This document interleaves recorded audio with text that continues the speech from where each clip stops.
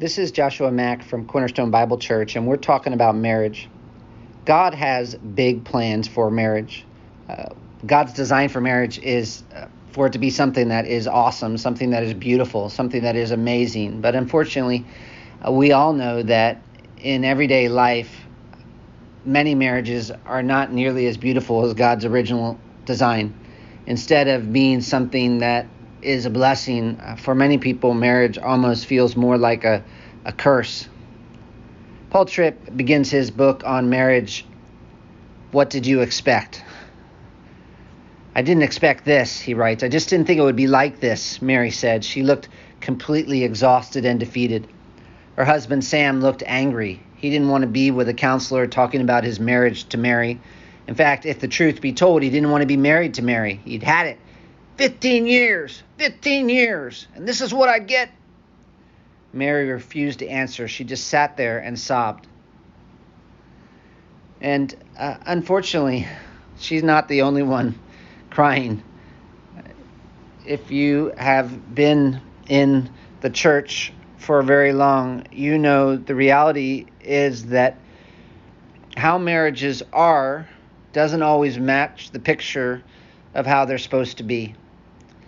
And it would be nice if we could just look at the passages on marriage and family in the Bible and read them and then go out and do them, and our marriages would be absolutely incredible. But we know there are a lot more passages in the Bible than just the ones on family.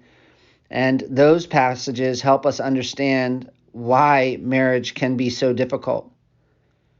I remember when I was a young pastor, it could be discouraging, the reality, all the problems you encounter in families. But at the same time, knowing the Bible, it really shouldn't be surprising.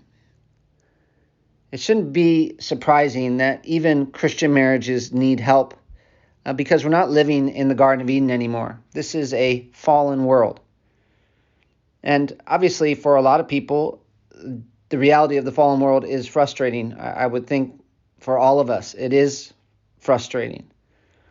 And those frustrations can produce some real difficulties in marriage. Your wife gets sick. That creates complications. Imagine a man whose wife has chronic pain where there's not a day that goes by where she's not hurting. That's going to make her life hard, of course, but it's also potentially going to make his life hard as well.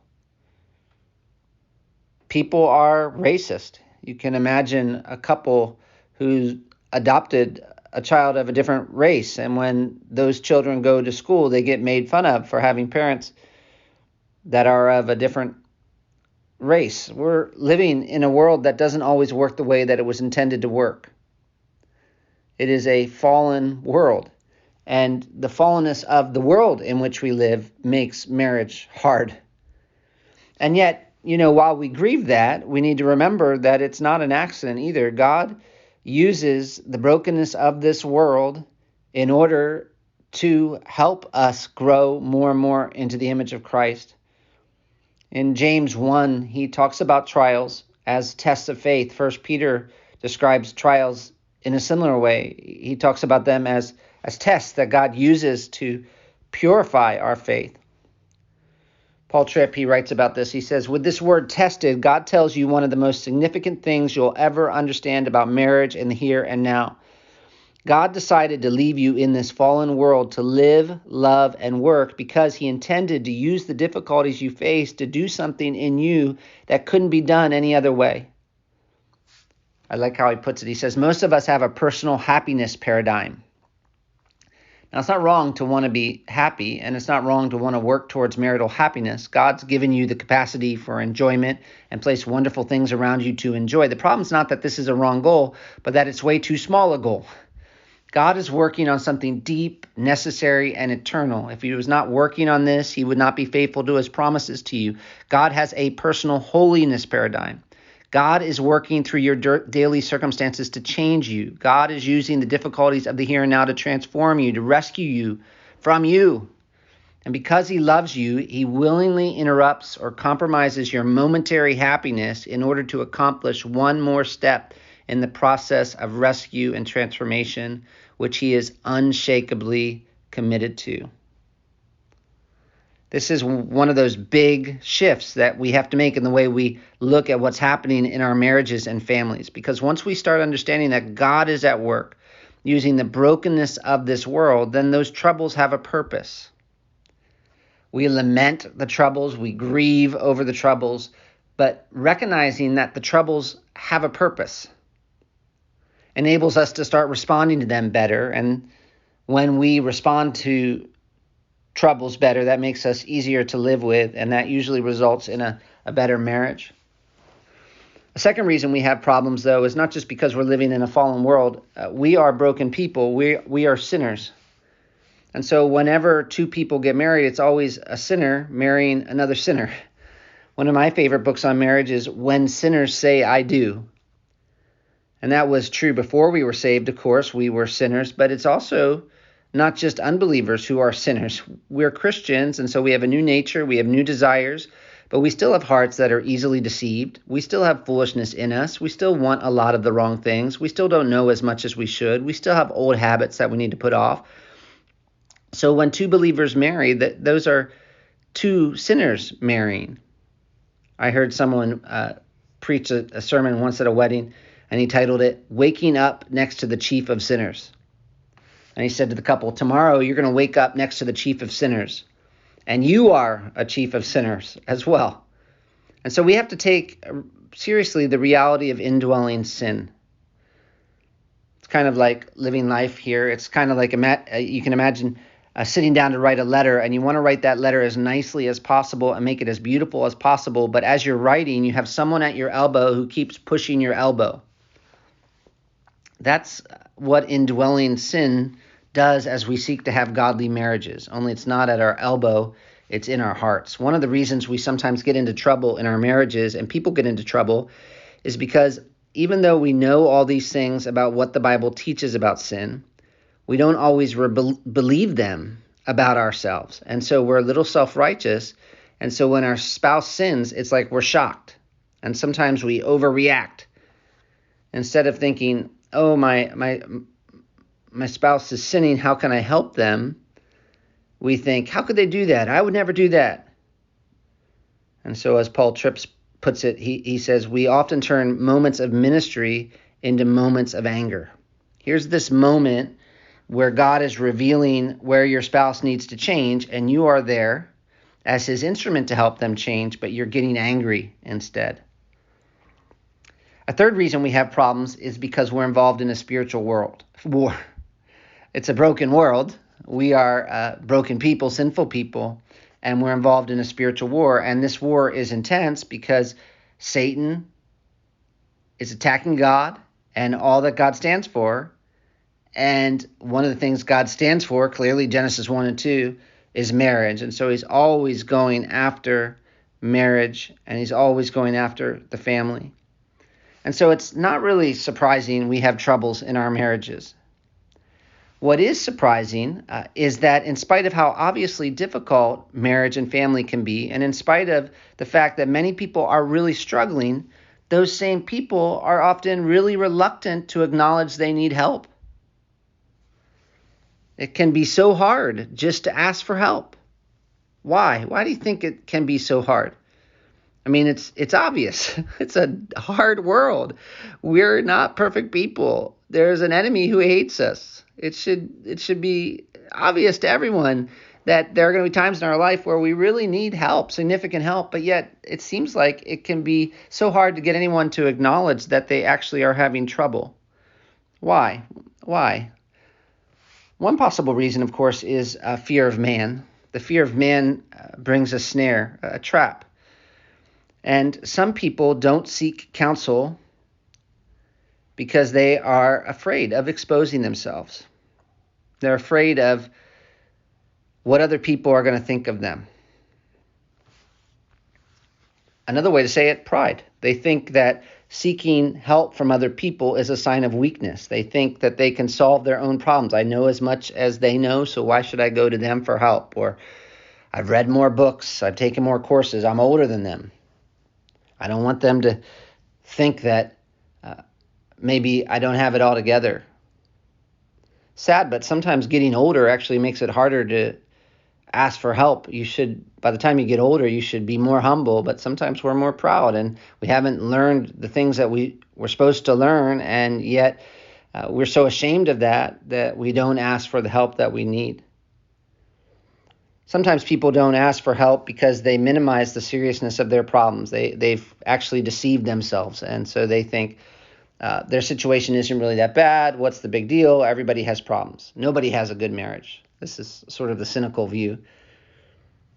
Some people think that talking about their problems will make them worse, or I've tried before. I've tried to put myself out there. Why bother? Some people are unaware of the fact that help is possible, that change is possible. They don't want to bother people with their problems, which is pretty common for people to say, but really sad. God made us a family, so you having problems or me having problems shouldn't be a bother. It should be what family does. We love each other. Sometimes people don't ask for help because they think their situation's too far gone. There's no hope. Or they're afraid someone might hear about it and gossip about them. It's funny how afraid we can be of gossip.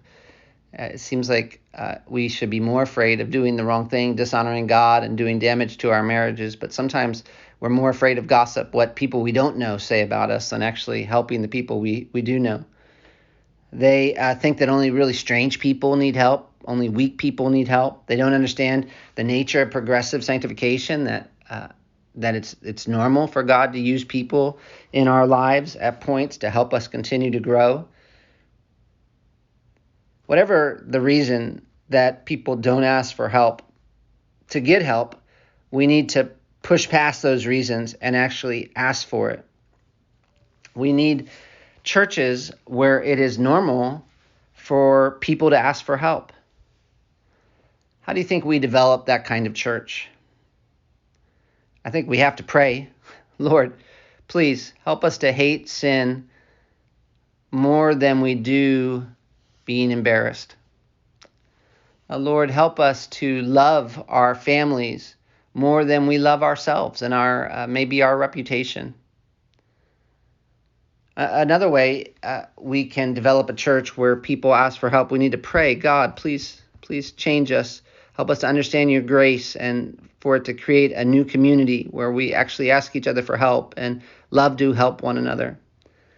But another way would be just to share how God has used other people's instruction in our lives with others. If you've been helped, you can help others get help by talking about ways in which you've been helped.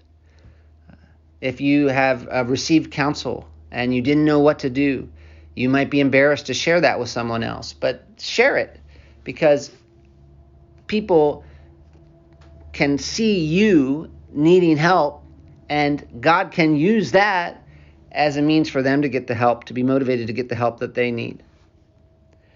As leaders, we need to be leaders who recognize that it can be hard to ask for help and not mock people for not asking for help, not belittle them when they do ask for help, not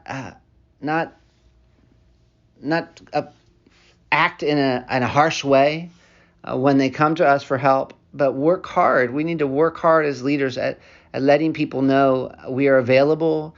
We are there for them. This is our joy, really, to be involved. It's a privilege to be involved in someone else's life. We don't always, of course, know what to do or what to say, but what a privilege to be an instrument in God's hand in any way. None of us deserve this.